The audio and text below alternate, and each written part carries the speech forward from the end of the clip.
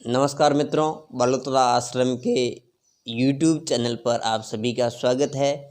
जैसा कि आज आप सभी को पता है कि कई दिनों से गोविंद सिंह डोटासरा ये ऐलान कर रहे थे कि राजस्थान में जो शिक्षक भर्तियां हैं उनको लेकर वो 25 तारीख को 11 बजे लाइव आएंगे फेसबुक पेज पर। तो आज वो लाइव भी आए और बहुत सारे बेरोज़गार लोगों की जो आशाएं थी कि रीट की भर्ती, फर्स्ट ग्रेड की भर्ती, ये सभी भर्तियां जल्दी ही कंप्लीट करवाई जाएगी। तो इसको लेकर गोविंद सिंह डोटासरा जी ने क्या कहा, उसका आसान तरीके में, आसान भाषा में विश्लेषण हम आप तक पहुंचाते हैं कि रीट की भर्ती कब होने वाली है, बहुत जल्द होने वाली है। क्या 2 सितंबर को रीट की भर्ती, रीट की परीक्षा होगी या नहीं होगी।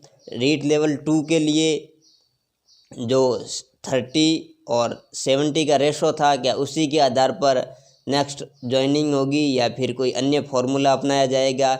इन सभी बातों को लेकर गोविंद सिंह डोटासरा जी ने क्या कहा, उन पर आज हम विस्तृत बात करेंगे। और गोविंद सिंह जी डोटासरा ने क्या कहा उसका वीडियो भी हम आपको सुनाएंगे। तो दोस्तों, हम अपनी बात शुरू करते हैं कि गोविंद सिंह जी ने, जो राज्य शिक्षा मंत्री है राजस्थान सरकार में, उन्होंने रीट भर्ती को लेकर के अपनी बात कही है। और उन्होंने ये कहा है कि रीट की भर्ती जो एग्ज़ाम है वो निश्चित समय सीमा में कराया जाएगा। लेकिन उन्होंने ये कहा कि अभी तक हमारा जो फैसला था, अंतिम निर्णय था, वो नहीं हो पाया है। उन्होंने बैठकों का दौर जारी बताया और आगे भी बैठकों की बात कही कि हमने बैठक की है हमारे बोर्ड के अधिकारियों के साथ और शिक्षा मंत्री एवं शिक्षा के जो भी उच्च अधिकारी है उन सभी के साथ जो बैठकें हुई उनमें अभी तक निर्णय नहीं लिया गया है, निर्णय जल्दी ही बताया जाएगा।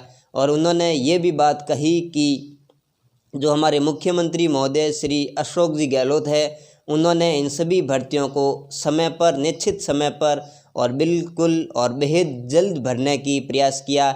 उन्होंने कहा कि इन सभी भर्तियों को और जितने भी रिक्त पद है, जितनी भी भर्तियों की घोषणा की हुई है, उन सभी भर्तियों को जल्द से जल्द आयोजित करवाया जाए। और उन्होंने ये भी कहा कि अभी रीट की जो परीक्षा है वो जल्दी होने की संभावना नहीं है, क्योंकि हमें उनके जो बयान हैं उनसे ये आशंका लगती है कि रीट की भर्ती अभी नज़दीक नहीं है, एग्ज़ाम नज़दीक नहीं होने, क्योंकि एनसीटीई की जो गाइडलाइन है उनका हवाला देते हुए उन्होंने कहा कि 3 महीना हम आपको तैयारी का देंगे। तो आज यदि फॉर्म स्टार्ट कराए जाते हैं तो 3 महीने, मतलब ये तय हुआ कि 2 सितंबर को एग्ज़ाम है, वो होना नामुमकिन है। लेकिन उन्होंने ये भी कहा है कि रीट की भर्ती है, रीट का जो एग्ज़ाम है वो 2 सितंबर को ही कराया जाएगा, लेकिन ये संभव नहीं लगता है। उन्होंने ये देरी क्यों हो रही है उसको लेकर के भी अपना बयान दिया। उन्होंने स्पष्ट किया कि जो ये देरी हो रही है, जो पहले जो रीट की परीक्षा होती थी, 3rd ग्रेड की भर्ती करवाई जाती थी, वो एनसीटीई की गाइडलाइन के अनुसार पहले आरटेट होता था, उसके बाद में एक और अलग से एग्ज़ाम होता था।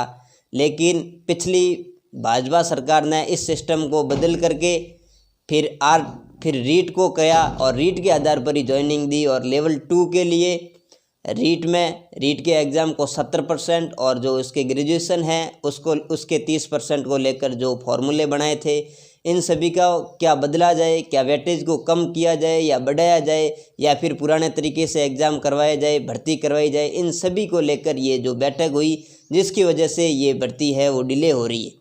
तो दोस्तों, आपको समझ में आ गया होगा कि रीट की भर्ती अब बहुत जल्दी नहीं है। उन्होंने एक हवाला ये भी दिया कि कोचिंग संस्थानों में जो भी विद्यार्थी पढ़ रहे हैं वो बार बार ये ज्ञापन दे रहे हैं कि हमारा जो अभी कोर्स है वो कंप्लीट नहीं हो पाया है, हमने जो भी पैसे जमा कराए हैं वो भी चले जाएंगे और हमारा कोर्स भी कंप्लीट नहीं होगा। इससे जो पहले के विद्यार्थी है उनको फ़ायदा होगा, हमें नुकसान झेलना पड़ेगा।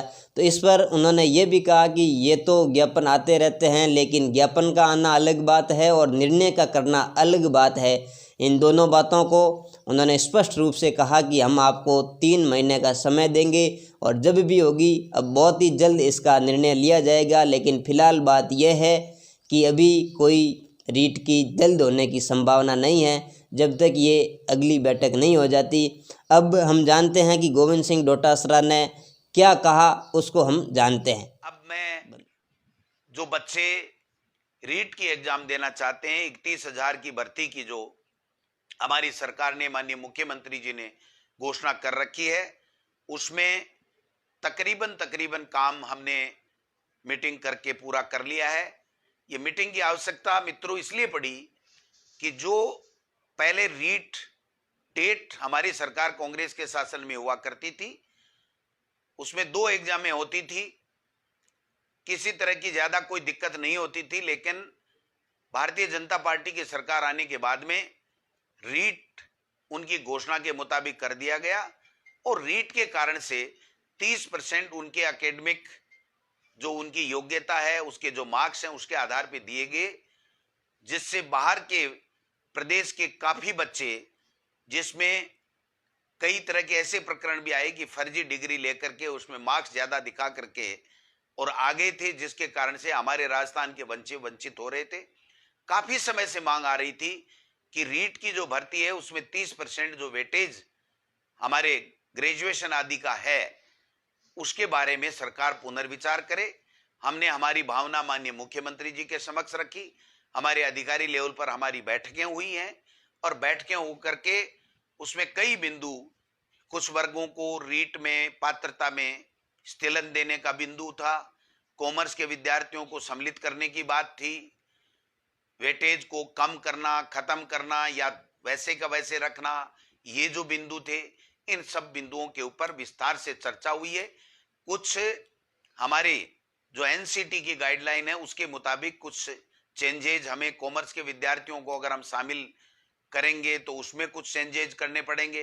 अगर हम वेटेज को वाले मुद्दे को दूसरे तरीके से अगर हम करना चाहेंगे तो भी हमें पंचायती राज एक्ट में रूल्स में जो संशोधन करना पड़ेगा। उसके लिए ऊपरी स्तर पे, उच्च स्तर के ऊपर काफी विचार विमर्श हुआ है। अंतिम जो उसमें प्रक्रिया में चल रही है ये मामला, और जल्दी से जल्दी इसमें फैसला करने के उपरांत जो रीट का फाइनल सिलेक्शन 3rd ग्रेड के टीचर का है उसकी प्रक्रिया क्या होगी, उसका जल्दी ही निस्तारण किया जाएगा। आप निश्चिंत रहें, सरकार ये चाहती है कि हमारे बेरोजगारों को नौकरी मिले, लेकिन गहलोत साहब की ये इच्छा है कि नौकरियां, भर्तियां कोर्टों में नहीं अटके। उससे पहले आप जितनी तैयारी करनी है कर लीजिए, लेकिन जब कोई बच्चा तैयारी करके एग्जाम देता है और उसको अगर तैयारी के लिए हम लोग तैयारी के साथ में वो एग्जाम देने के बाद में अगर कोर्टों में कहीं उलझ जाता है तो मैं समझता हूं वो दिक्कत वाली बात होती है। तो हमने प्रयास किया है कि हम जल्दी से जल्दी इस दिशा में आगे बढ़ें और कोर्ट में हमारा कोई मामला नहीं जा पाए, इस दिशा में हम लोग काम कर रहे हैं। बाकी जितने भी भर्तियां हैं उनके बारे में सब में मैंने आपको बताया है, पीटीआई का बताया है। जल्दी हम 228 का जिला आवंटन कर रहे हैं। प्रधानाध्यापक के लिए हमने हाई कोर्ट में कह दिया है, जो हमारे वरिष्ठ अध्यापक हैं 2016 का रिशफल हम करेंगे, 2018 को जल्दी हम नियुक्ति देंगे।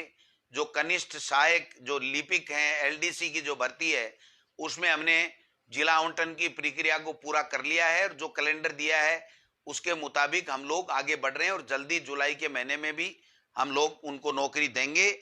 मैं समझता हूं समय समय पर हम सब लोग इन चीजों की चर्चा करें और चर्चा करने के उपरांत हम लोग पारदर्शिता के साथ में, हमारी सरकार माननीय मुख्यमंत्री चाहते हैं कि पारदर्शिता से हम सारी चीजें बताएं। जो शिक्षक भर्ती 2012 है उसके लिए भी जो पंचायती राज की भर्ती थी जिला परिषदों के माध्यम से हुई थी, उसमें भी पंचायती राज के अधिकारी और उनकी जो लीगल की, डीओपी की, फाइनेंस की कमेटी बनी हुई थी, उन्होंने एसएलपी करने का निर्णय ले लिया। चूंकि वो एक कमेटी होती है जो संविधान में उनको अधिकार प्राप्त है, उनको फैसला करना होता है कि अपील होगी या हम नोट अपील होगी, तो वो भी कर दिया गया है। बाकी जितने भी भर्तियां हैं जल्दी से जल्दी करेंगे। 31,000 टीचर्स की जो आपकी रीट की एग्जाम है जो उसको भी हम जल्दी इसको अंतिम फैसला करने के बाद में हम लोग इस कोरोना महामारी से हम लोग निकल जाएं, क्योंकि कई जो पढ़ने वाले बच्चे हैं वो कोचिंग में पैसा जमा करा चुके। कोचिंग के कारण से उनका भी ये बात बार बार ज्ञापन से आता है कि साहब जब तक कोचिंग नहीं खुले तब तक आप अगर रीट कराओगे तो हम पहले वाले जो कंपटीशन में जो लोगों ने तैयारी करके दी उससे हम पिछड़ जाएंगे। लेकिन मैं आपको आश्वस्त करना चाहता हूं कि हम इस भर्ती को डिले नहीं करना चाहते। ज्ञापन देना अलग बात है, निर्णय करना अलग बात है। माननीय मुख्यमंत्री जी ने ये स्पष्ट निर्देश हमारे विभाग को दिया है कि जल्दी से जल्दी 3rd ग्रेड के जो टीचर्स हैं उनके लिए रीट की जो एग्जाम है उसको आप जल्दी कराइए।